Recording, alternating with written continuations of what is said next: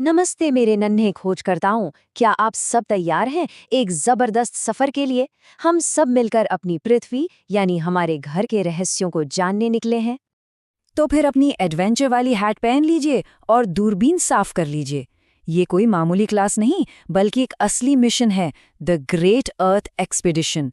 तो चलिए शुरू करते हैं। हमारी इस मिशन का पहला पड़ाव हमें थोड़ी दूर ले जाएगा, जहां से हम अपने प्यारे ग्रह को ठीक वैसे ही देख पाएंगे जैसे अंतरिक्ष यात्री देखते हैं। जरा सोचिए, जब हम अंतरिक्ष से पृथ्वी को देखते हैं तो वो एक घूमते हुए नीले रंग के कंचे जैसी लगती है। जानते हैं क्यों? क्योंकि इसका 71% हिस्सा बड़े बड़े महासागरों से ढका है। इसीलिए तो हम इसे प्यार से नीला ग्रह या ब्लू प्लैनेट कहते हैं। अच्छा, अब अपने ग्रह को और अच्छे से समझने के लिए हमें इसकी एक गुप्त कोड भाषा सीखनी होगी। ये कुछ खास शब्द हैं जो वैज्ञानिकों को पृथ्वी के अलग अलग हिस्सों के बारे में बात करने में मदद करते हैं। तो हमारा पहला कोड वर्ड है भूमंडल या लिथोस्फीयर।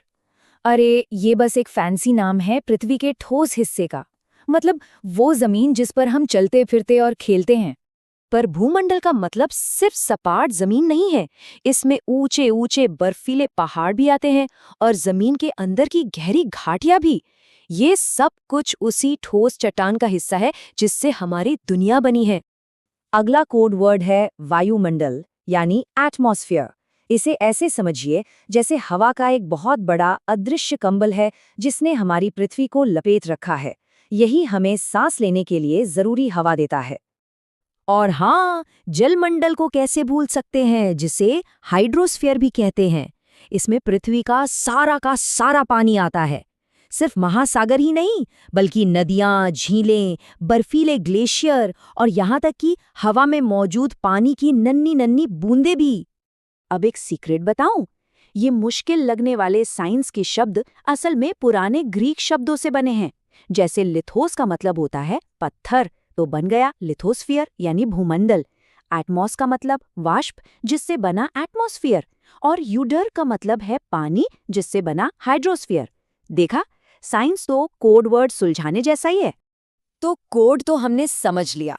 अब हमारे अभियान का पहला पड़ाव है भूमंडल। चलिए पृथ्वी के बड़े बड़े जमीनी हिस्सों का दौरा करते हैं, जिन्हें हम महाद्वीप कहते हैं। हमारी पृथ्वी पर ऐसे 7 बहुत बड़े जमीनी हिस्से हैं। इन्हीं को हम महाद्वीप या कॉन्टिनेंट्स कहते हैं। ये हैं एशिया, जो सबसे बड़ा है, फिर अफ्रीका, उत्तरी और दक्षिणी अमेरिका, एकदम ठंडा और बर्फीला अंटार्कटिका, यूरोप और सबसे छोटा महाद्वीप ऑस्ट्रेलिया। तो अब है सवाल जवाब का समय। तैयार है? वो कौन सा महाद्वीप है जो इतना खास है कि वो एक द्वीप भी है, मतलब चारों तरफ से पानी से घिरा हुआ है? सोचिए सोचिए। जवाब है ऑस्ट्रेलिया। अच्छा, जमीन की सैर तो हो गई। अब बारी है हमारे अभियान को जलमंडल की तरफ ले जाने की।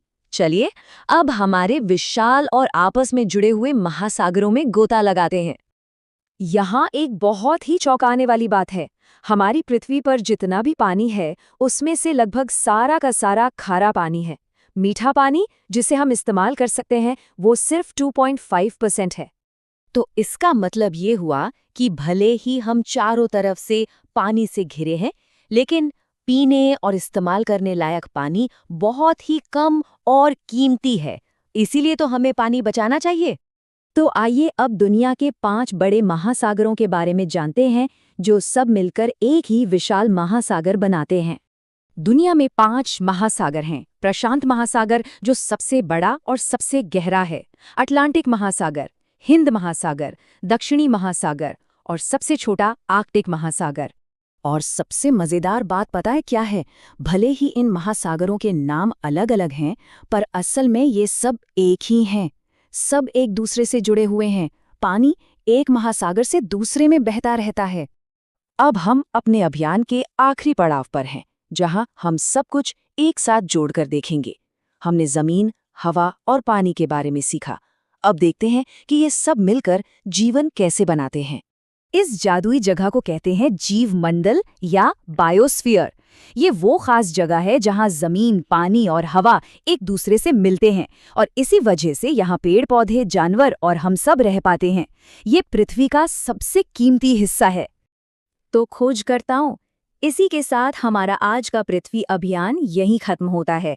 हमने पृथ्वी के कोड वर्ड सीखे, महाद्वीपों की सैर की और महासागरों में गोते लगाए। अब सवाल ये है कि आप अपने इस कमाल के ग्रह के किस हिस्से को अगली बार खोजना चाहेंगे? खोज जारी रखिए।